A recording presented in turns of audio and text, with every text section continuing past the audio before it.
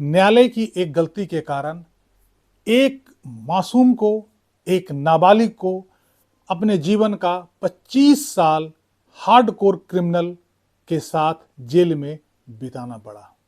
यह हमारे न्यायिक व्यवस्था का सबसे बड़ा फेल्योर था। पहले तो एक नाबालिग को वयस्क समझकर उसे मृत्युदंड की सजा दी जाती है। यहीं तक नहीं, जब यह मामला अपील में हाई कोर्ट जाता है तो हाई कोर्ट भी इस सजा को बरकरार रखती है और उसे रिलीफ देने से बचती है। यहीं तक नहीं, जब मामला ऑनरेबल सुप्रीम कोर्ट पहुंचता है अपील के माध्यम से, तो ऑनरेबल सुप्रीम कोर्ट ने भी इस सजा को बरकरार रखती है। इसके बाद रिव्यू पिटीशन भी ऑनरेबल सुप्रीम कोर्ट ने डिसमिस किया और रिट फाइल किया गया, ऑनरेबल कोर्ट ने वो भी डिसमिस किया। इसके बाद क्यूरेटिव पिटीशन भी ऑनरेबल सुप्रीम कोर्ट ने डिसमिस कर दिया। तब जाकर यह व्यक्ति राज्यपाल के पास क्षमा की गुहार लगाई। राज्यपाल ने भी उसकी क्षमा को मानने से मना कर दिया और इसके मृत्युदंड को बरकरार रखा। उसके बाद यह व्यक्ति राष्ट्रपति के पास क्षमा याचिका की अर्जी लगाई। राष्ट्रपति ने मृत्युदंड को बदलकर उम्र कैद में कर दिया, लेकिन एक शर्त लगा दिया कि 60 साल की उम्र तक वो जेल से रिहा नहीं हो सकता। सोचिए कि एक नाबालिग को हमारे देश में एक छोटी सी गलती के कारण क्या क्या देखना पड़ा। अंत में ऑनरेबल सुप्रीम कोर्ट में दोबारा एक अपील दाखिल किया गया, जिस अपील में ऑनरेबल सुप्रीम कोर्ट को समझ आया कि पूरे जुडिशियल सिस्टम से घोर अपराध हो गया है और ये पूरे जुडिशियल सिस्टम का कंप्लीट फेल्यूर माना जा रहा था कि एक नाबालिग को उम्र कैद की सजा सुना दी गई है। उस बच्चे का उम्र मात्र 14 साल था जिस समय यह क्राइम किया गया था। आनन फानन में सुप्रीम कोर्ट ने तुरंत उस बच्चे को छोड़ने का आदेश दिया और उस बच्चे को रिहा किया गया। आखिर क्या है पूरा मामला, इसको हम विस्तार से जानेंगे। वीडियो को लास्ट तक देखिएगा, इसमें बहुत सारी जानकारी आपको देखने को मिलेगी। नमस्कार, इस अंक में आप सभी का बहुत बहुत स्वागत है। 15 नवंबर 1994 बात देहरादून की है। वहां एक परिवार के 3 सदस्यों की हत्या हो जाती है और इस हत्या का इल्जाम एक व्यक्ति पे लगता है जिसका नाम था ओम प्रकाश उर्फ राजू, जिसका उम्र उस समय महज 14 साल की थी। उस व्यक्ति को गिरफ्तार किया गया और कोर्ट में पेश किया गया। मामला ट्रायल कोर्ट में चला और ट्रायल कोर्ट ने उस व्यक्ति के बैंक अकाउंट को बेस मानकर उसे वयस्क मान लिया, क्योंकि उसने यह सोचा किसी भी व्यक्ति का बैंक अकाउंट 18 साल से नीचे का नहीं खुलता है। मतलब यदि किसी का बैंक अकाउंट है तो वो 18 साल से ऊपर का होगा, इसलिए उसे वयस्क मानकर उसका ट्रायल सीआरपीसी के अंतर्गत किया गया एज ए अडल्ट। पूरी ट्रायल के बाद इस केस को रेयरेस्ट ऑफ द रेयर घटना मान करके उसे मृत्यु दंड की सजा सुनाई गई। इसके बाद इस आदेश के खिलाफ honourable high court of Uttarakhand में अपील किया गया, लेकिन यह अपील भी डिसमिस कर दिया गया और ट्रायल कोर्ट के आदेश को बरकरार रखा गया। यही तक नहीं, यह मामला सुप्रीम कोर्ट भी पहुंचा बाय वे ऑफ अपील, लेकिन सुप्रीम कोर्ट ने भी सरप्राइजिंगली इस आदेश को बरकरार रखा और उसके अपील को डिसमिस कर दिया। इसके बाद सुप्रीम कोर्ट में एक बार फिर से रिव्यू पिटीशन लगाया गया, लेकिन ऑनरेबल सुप्रीम कोर्ट ने फिर से रिव्यू पिटीशन को भी डिसमिस कर दिया। इसके बाद उत्तराखंड के गवर्नर साहब के पास क्षमा याचिका के लिए अपील किया गया, लेकिन गवर्नर ऑफ उत्तराखंड क्षमा याचिका को नामंजूर कर दिया और इसके मृत्युदंड की सजा बरकरार रही। इसके बाद ऑनरेबल सुप्रीम कोर्ट में एक बार फिर से प्रयास किया गया और एक रिट पिटीशन लगाया गया, लेकिन ऑनरेबल सुप्रीम कोर्ट ने कहा कि ये रिट पिटीशन मेंटेनेबल नहीं है। यह रिट पिटीशन के जगह पे क्यूरेटिव पिटीशन होना चाहिए, ना कि रिट पिटीशन, और इस कारण से वो रिट पिटीशन भी डिसमिस कर दी गई।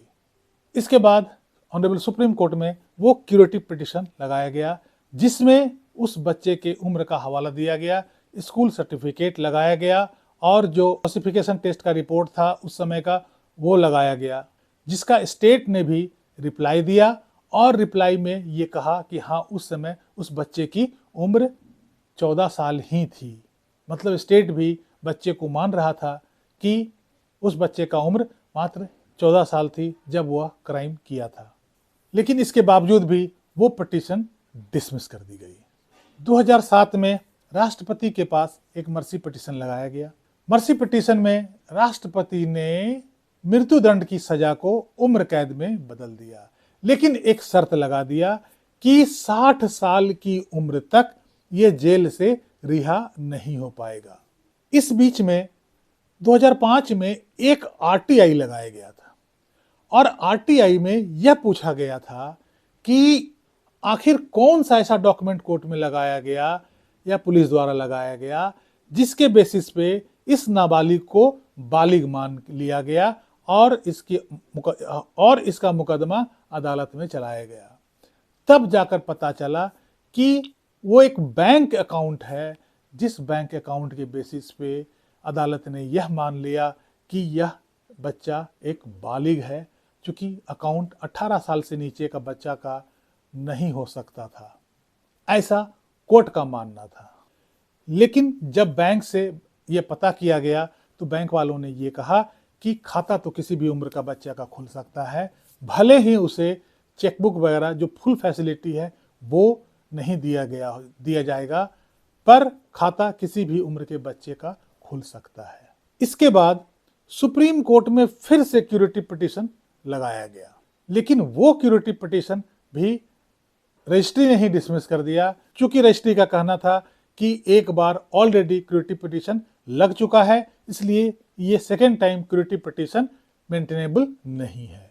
इसके बाद एक रास्ता निकाला गया, और वो रास्ता यह था कि honourable high court of Uttarakhand में प्रेसिडेंट के ऑर्डर को चैलेंज करते हुए एक रिट पिटीशन लगाया गया, लेकिन honourable high court of Uttarakhand ने उस रिट पिटीशन को डिसमिस कर दिया। अब रास्ता बन गया सुप्रीम कोर्ट जाने के लिए। उस रिट पिटीशन जो डिसमिस हुआ था, उस ऑर्डर के खिलाफ सुप्रीम कोर्ट में अपील दाखिल हुआ, तो पुनः एक बार सुप्रीम कोर्ट अप्रोच किया गया उस रिट पिटीशन के ऑर्डर के खिलाफ। जब सुप्रीम कोर्ट में अपील फाइल किया गया, तब उस अपील पे 8 जनवरी 2025 को जो जजमेंट आया है ऑनरेबल सुप्रीम कोर्ट का, वो वाकई दिल दहलाने वाला है, और यह दर्शाता है कि हमारी न्यायिक प्रणाली द्वारा कितना बड़ा घोर अपराध हुआ है, और ये न्यायिक प्रणाली का बहुत बड़ा फेल्यूर था। इस आदेश में जब ऑनरेबल सुप्रीम कोर्ट ने देखा, बच्चे का स्कूल सर्टिफिकेट से उसके उम्र का जब अंदाज़ा लगाया, और उसका जो क्लासिफिकेशन टेस्ट हुआ था उसके द्वारा जब पता चला कि एक बच्चे को इतना बड़ा सज़ा मिल गया है जो कि उस समय नाबालिग था, तो ऑनरेबल सुप्रीम कोर्ट ने कहा कि ये बच्चे के प्रति घोर अन्याय हुआ है, और यह पूरे जुडिशियल मैकेनिज्म का फेल्यूर दर्शाता है। बच्चे को तुरंत बरी करने का आदेश जारी किया, और कहा कि जो समय बीत चुका है या जो सज़ा वो बच्चा काट चुका है उसे लौटाया तो नहीं जा सकता है, लेकिन वो सरकार को आदेश देती है कि इसके रिहैबिलिटेशन के लिए जो भी संभव हो सके उसे जरूर किया जाए।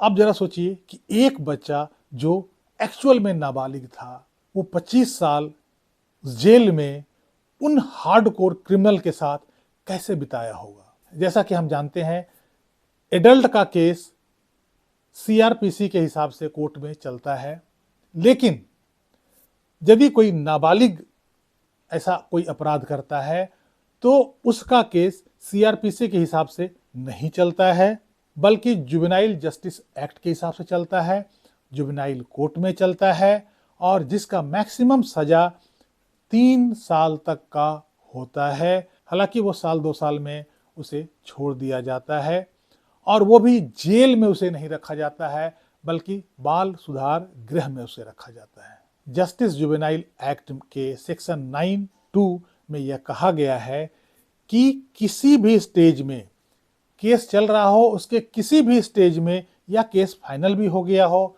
उसके बाद भी यदि यह पता चले कि जो एक्यूज्ड है यदि वो नाबालिग है, तो ये किसी भी स्टेज पे क्लेम किया जा सकता है। यदि मुकदमा समाप्त भी हो गया हो तब भी इसका क्लेम किया जा सकता है। हालांकि यह एक्ट में पहले से था, लेकिन ऑनरेबल सुप्रीम कोर्ट ने इस ऑर्डर में भी इसे दोहरा दिया। जरा सोचिए कि यदि इसका शुरू से जस्टिस जुवेनाइल एक्ट के तहत मुकदमा चलता तो यह साल, 1.5 साल, 2 साल के अंदर ही यह बाहर होता। इसे 25 साल उस जेल में कैदी की तरह नहीं रहना पड़ता। आखिर ओम प्रकाश उर्फ राजू 25 साल जेल में रहने के बाद और इतना संघर्ष के बाद वो सफल हो जाता है और पुनः अपने सामान्य जीवन में उसकी वापसी होती है। केस का जो टाइटल था वो Om Prakash versus Union of India, criminal appeal number 4229/2024। और इस केस की जो सुनवाई कर रहे थे वो थे मिस्टर जस्टिस MM सुंदरेश और मिस्टर जस्टिस अरविंद कुमार। इस अंक में यहीं तक। कैसी लगी ये जानकारी कमेंट बॉक्स में जरूर लिखिएगा। वीडियो को लाइक कीजिएगा, चैनल को सब्सक्राइब कीजिएगा। मिलते हैं अगले अंक में कुछ नई जानकारी के साथ।